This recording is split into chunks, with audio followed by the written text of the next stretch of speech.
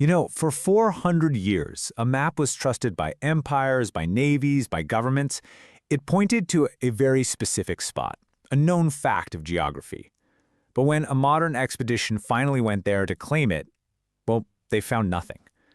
This is the story of a place that was real on paper for centuries, but just vanished the moment we tried to touch it.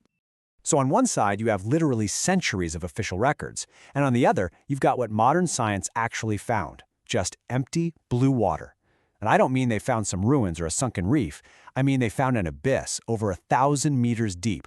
No land, no mountain, no debris. Just nothing. And right there, that's the central puzzle of this whole thing. We've got a journey, guided by a map, but it leads to a destination that just isn't there. It's kind of like a cartographical ghost story. I mean, think about it. We trust maps. They guide our ships, they define our borders, they basically record our entire world. So what happens when that trust is broken? What do you do when the map tells you something exists, but reality tells you it absolutely doesn't?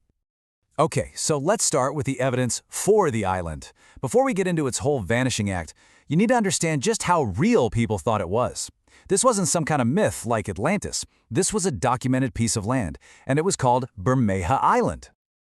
Just look at the sheer weight of authority we're talking about here. Bermeja first shows up way back in 1539, drawn by one of the Spanish Empire's most respected mapmakers.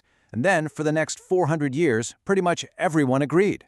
The British Royal Navy, the Mexican government, even the CIA, as recently as 1997. This wasn't some little footnote, it was an accepted fact. And listen, it wasn't just a dot on a map. We have descriptions. The name Bermeja actually means reddish in Spanish, and early sailors described it exactly like that, a rocky, reddish outcrop. It was a landmark you'd look for, a hazard you'd try to avoid. It was a fixed point in a very chaotic ocean. So for centuries, Bermeja was just this tiny, insignificant rock. But then, technology changed, and almost overnight, the value of that little rock skyrocketed. Suddenly, Bermeja wasn't just a navigational point, it was the key to a massive, massive fortune. And that fortune was located right here, in a part of the Gulf of Mexico they call the Donut Hole. It's basically this patch of international water, kind of neatly sandwiched between the maritime borders of the US and Mexico. And deep beneath that water was something everyone wanted. 22 billion. That's the number of barrels of oil they think is sitting down there in the donut hole. With a number that big, the question of who owns the seabed becomes one of the most important geopolitical questions in the entire hemisphere. And this is what made Bermeja so ridiculously important. See, under international law, a country's economic zone extends 200 nautical miles from its furthest piece of land. If Bermeja existed where all the maps said it did, it would push Mexico's border way north, giving it a huge claim to that 22 billion barrel prize. If it didn't exist, well, that claim shrinks a lot. So, in 2009, with billions and billions of dollars on the line, the Mexican government decided it was time to end all the speculation. They sent a state-of-the-art research vessel to go to the coordinates, plant a flag, and officially claim the oil once and for all. The ship was the Justo Sierra, a really advanced oceanographic vessel. They weren't just taking a wild guess. They sailed to the precise coordinates that had been on maps for centuries. I imagine the crew went to the rails, fully expecting to see that reddish, rocky island pop up on the horizon. But they saw nothing. The horizon was completely empty. So they turned on their high-tech sonar, scanning the seafloor, thinking, okay, maybe we'll find a sunken mountain at least. Instead, the readings came back showing the depth was 1,400 meters. That's nearly a mile deep. There was absolutely nothing there. After searching the area for days, the crew sent a simple and frankly chilling message back to their government: the island is missing. Just like that, a 400-year-old fact of geography had, well, it had vanished.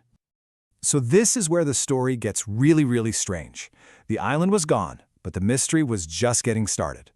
When you have a total void of evidence like this, theories just rush in to fill the gap. And the theories about Bermeja pretty much fall into three main categories. Okay, so first, and probably the simplest explanation, was it all just a mistake? A typo on a map from hundreds of years ago that was never ever corrected? So this theory basically suggests that the original mapmaker back in 1539 just messed up, and for the next 400 years, every other mapmaker just copied him without double-checking. Now, it's possible, sure, but a lot of experts find it really unlikely. Bermeja wasn't in some remote, unexplored ocean. It was near a major trade route. It just seems improbable that nobody would have noticed the mistake for 4 centuries. All right, so if it wasn't a mistake, could nature be to blame? Could the island have just been destroyed by some kind of natural disaster? Well, the science here seems pretty clear on this one. Geologists say the seafloor in that area is really stable, so a massive earthquake is probably out. And it wasn't some low-lying sandbar that could be washed away. Remember, it was described as a rocky cliff. But here's the real kicker. Even if it did sink, the Justo Sierra's sonar should have found the underwater mountain where it used to be. And it didn't. And that leaves us with the third, and by far the most sinister, theory. It's the one that a lot of people in Mexico believe to this day. What if the island didn't sink, and it wasn't a mistake? What if it was removed? The motive is pretty obvious, those 22 billion barrels of oil.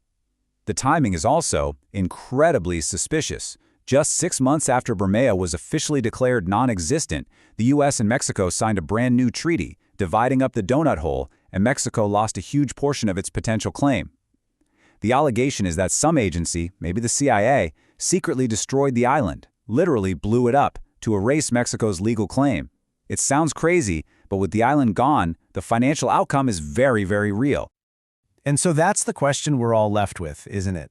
Was Bermeja just a 400-year-old clerical error that was finally corrected? Or was it a real piece of land that was deliberately erased from the world to change the map forever? We may never know for sure. But sometimes, an absence, a blank space where something should be, is the most deliberate clue of all.